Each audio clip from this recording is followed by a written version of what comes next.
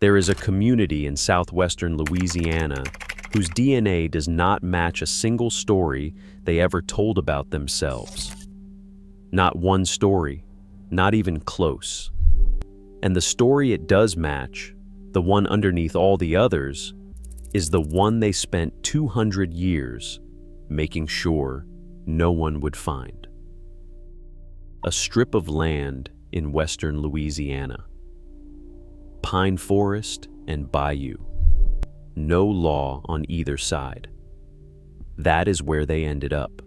That is where the movement finally stopped. And to understand why people move toward a place where the law doesn't exist, you have to understand what the law was doing to them. In 1806, the United States and Spain could not agree on where American territory ended and Spanish Texas began. So, they agreed to something stranger than a border dispute. American officers and Spanish officers agreed to simply leave a corridor between the two jurisdictions. No sovereignty, no official presence, no law from either side. The neutral ground, no man's land. A strip of pine forest and bayou running through what is now western Louisiana, bounded by the Calcasieu River to the east and the Sabine River to the west. For 15 years, it sat between two empires and belonged to neither. No court had authority there. No sheriff had jurisdiction. It existed, technically, outside the reach of any government on earth. That is not a metaphor. That was a legal fact. And certain people had spent their entire lives searching for exactly that kind of fact to hide inside. Places without laws attract people who need them. Outlaws came, deserters came, and a specific cluster of families came. Families who had been moving steadily southwest for decades, always just ahead of something. They settled in the parishes of Sabine, Rheenen, Rapides, and Calcasieu. They raised cattle. They built churches. They kept to themselves. Their neighbors called them Redbones. The name's origin is still debated. Some historians suggest it described a reddish-brown complexion, families visibly mixed, but indefinably so. Others argue it was a geographic slur applied by Anglo-American settlers who couldn't categorize these people and distrusted what they couldn't categorize. Whatever its origin, the word stuck, and the communities it described worked furiously to shake it. In 1837 and again in 1849, members of Redbone families were indicted for illegal voting on the grounds that they were not legally white. Both times, Louisiana courts found them not guilty. Legally white, officially settled. But the word followed them anyway, and 19th century newspapers couldn't agree on what these people were. One article called them white, another called them black, a third called them Indian. The same families, the same households, different answers to the same question. If these were simply white settlers from the Carolinas, why did the ambiguity never resolve? Why did the categories keep slipping? Geography explains part of it. The neutral ground attracted people who needed ambiguity, but geography alone doesn't explain what was underneath the ambiguity. That answer requires going further back. The core Redbone surnames, Goins, Williams, Nash, Perkins, Ashworth, trace through South Carolina, then North Carolina, then Virginia. These families had been moving for a long time. The movement had a direction, and it had a reason. For much of the 19th and 20th century, families with Redbone ancestry told a consistent story about where they came from. Portuguese, many said. Cherokee, said others. Shipwrecked sailors. Turkish captives, descendants of Sir Walter Raleigh's lost colony. These origin myths were not random, they were rational. In a society where African ancestry meant legal servitude and social annihilation, every other ancestry was preferable. The Portuguese story, the Indian story, the mysterious Mediterranean story, all of them accomplished the same thing. They moved the family away from the one origin that could destroy them. These were survival tools, not lies. But that distinction matters because it means the DNA points somewhere the myths were specifically designed to obscure. Go back to Virginia in the early 1600s, before race meant what it would come to mean. In the first decades of the Virginia colony, the line between servant and free was not yet drawn in the colors it would later use. African men arrived in Virginia in that period not as slaves in the full legal sense, but as indentured servants, a status that, once worked off, permitted freedom, land ownership, and participation in colonial society. Genealogist Paul Heinig spent decades tracing free African American families in colonial Virginia and North Carolina, and documented more than 1,000 such families who established themselves before chattel slavery fully calcified in law. Families who owned land, families who intermarried with European and native neighbors, families who served in colonial militias and in the Revolutionary War. Some of these families, the Gibsons, the Goins, the Cumbo family, the Driggers family, appear in colonial records as free, land-owning, and of mixed ancestry as early as the mid-1600s. They existed in a legal window that was closing behind them. The freedom they built was real. The law that would erase it was already being written in the colonial legislature one county over. When Virginia began tightening its racial laws in the early 1700s, and those laws spread into the Carolinas, these communities faced a narrowing corridor. Some passed into white society. Some were absorbed into enslaved populations. Some began moving, first south, then west, always ahead of the line. That is the oldest layer, not Cherokee, not Portuguese. A community formed in the first generation of English colonization, when African freedom and European poverty and native displacement existed in the same forests before any law had decided what those combinations meant. That layer survived. It kept moving. And then the DNA research showed exactly where it went. The most comprehensive genetic study of the Redbones' closest kin, the Melungeon communities of Appalachia, was published in the Journal of Genetic Genealogy in 2012, led by researchers Roberta Estes and Jack Goins. Peer-reviewed genetic genealogy, not folklore. What it found surprised even members of the communities studied. The paternal lines, traced through Y chromosome DNA, did not point to Cherokee ancestry. They did not point to Portuguese explorers or Turkish sailors. They pointed predominantly to sub-Saharan African and European ancestry. The maternal lines were primarily European. Native American ancestry appeared in the broader autosomal picture, the wide mixed inheritance from many ancestors across many generations, but it was not the foundation. It was a later layer, added during the long migration south. In plain terms, the origin story these communities told for generations was built on top of an older story they had spent generations burying. The Goins surname, one of the most strongly associated with Louisiana Redbones, appears in the Melungeon DNA study with documented African paternal ancestry traced to Louisa County, Virginia. The same name, the same ancestral geography, on both sides of the Appalachians and both sides of the Mississippi. That is not coincidence. That is a migration trail 800 miles long. But the Redbones were not simply Melungeons who went further west. That answer creates a harder problem.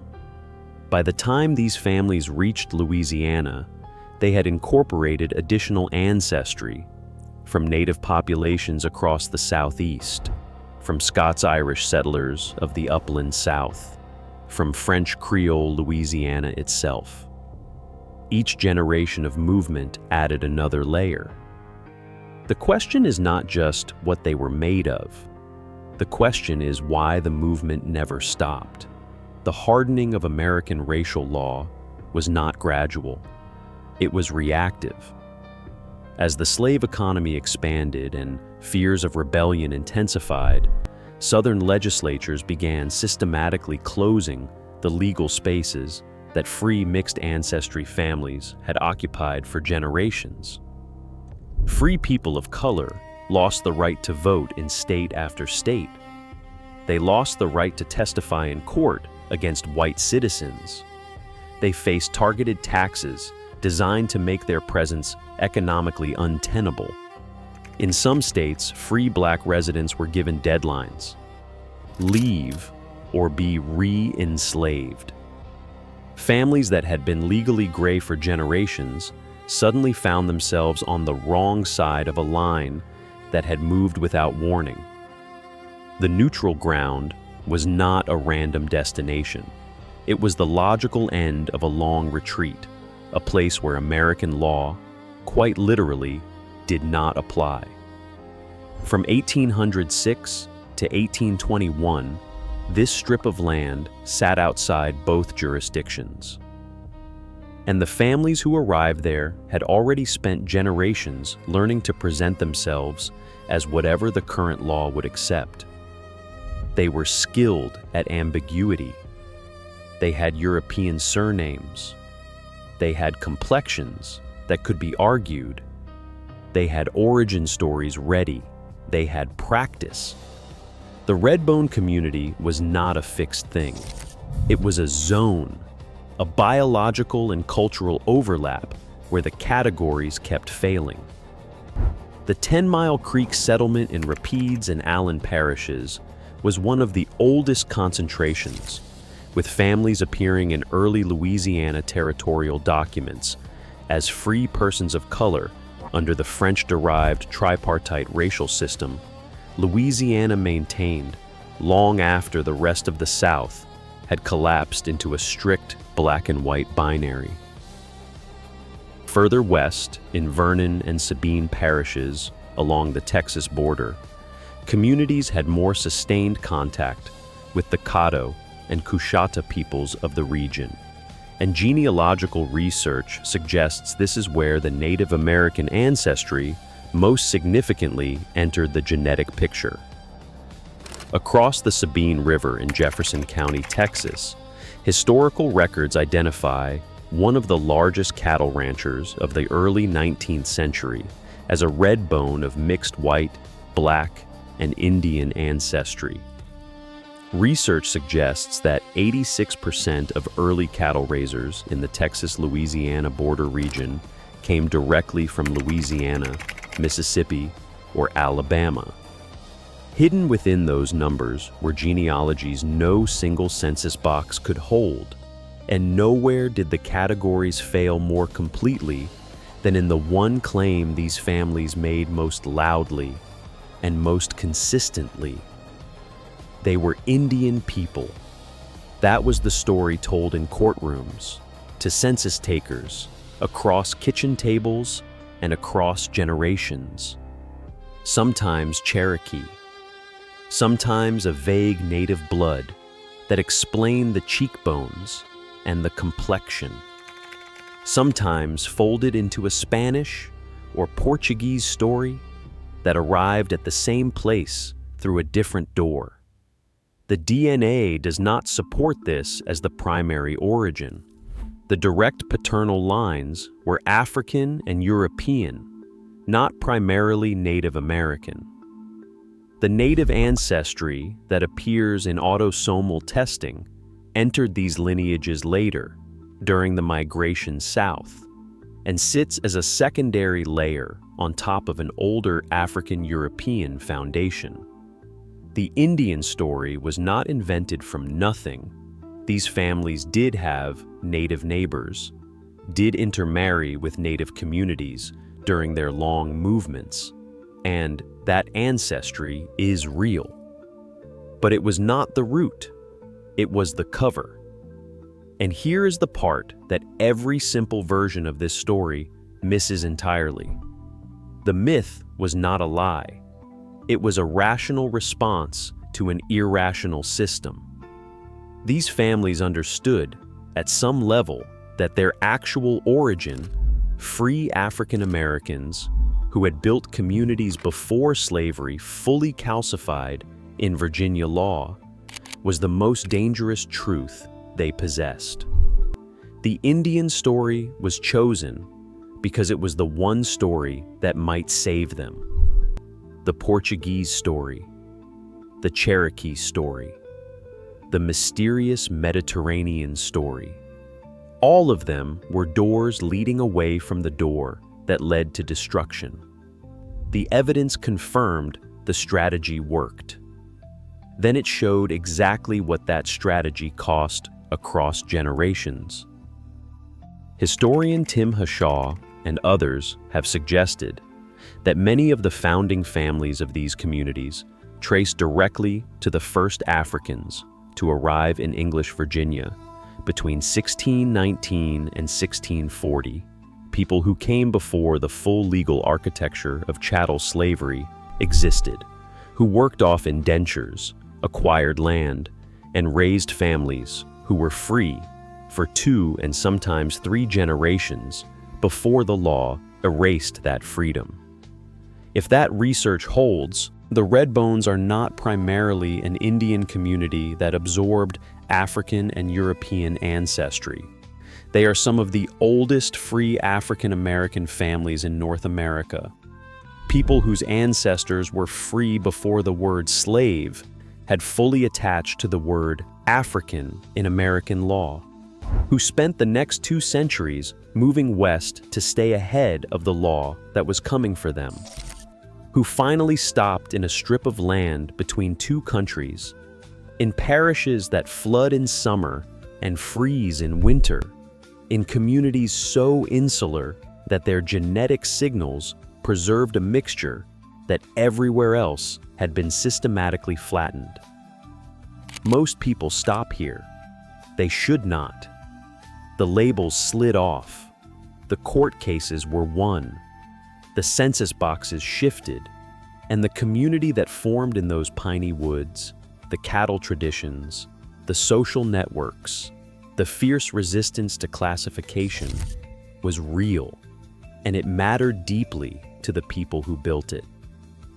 The survival was genuine. What they constructed from it was genuine too. But the story underneath that identity is something else entirely. It is a story about what happens when freedom is granted and then revoked, about what people do when the law turns against them, about the specific generational cost of staying free in a country that kept changing the rules for who was allowed to be. Academic researchers describe the Redbones as under-researched. The community's own survival strategy was based on being under-examined. For 200 years, they succeeded. The categories kept failing. The examiners kept moving on. The ambiguity held long enough to matter. The DNA remembers what the records tried to forget. It remembers Virginia in the 1600s, when the system was new enough that some Africans could still become free. It remembers the slow tightening of the net through the Carolinas. It remembers the movement south through Georgia and into the Mississippi Territory. It remembers the final stop in no man's land, where for 15 years the law simply did not reach. The founding families of the Redbone community may be the direct descendants of the first Africans to set foot in English America. People who arrived before the colony had decided what to do with them, who built something real inside that uncertainty, and whose children spent the next 2 centuries outrunning the decision that was finally made. Not Indian, not Portuguese, not lost colonists or shipwrecked sailors. The oldest free black families on the continent, still here, still arguing in courtrooms and on census forms and across kitchen tables about what to call themselves.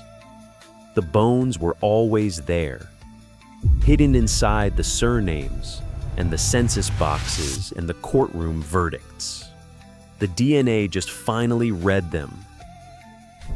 Before we start, what part of the world are you in? Drop a comment below, and don't forget to subscribe.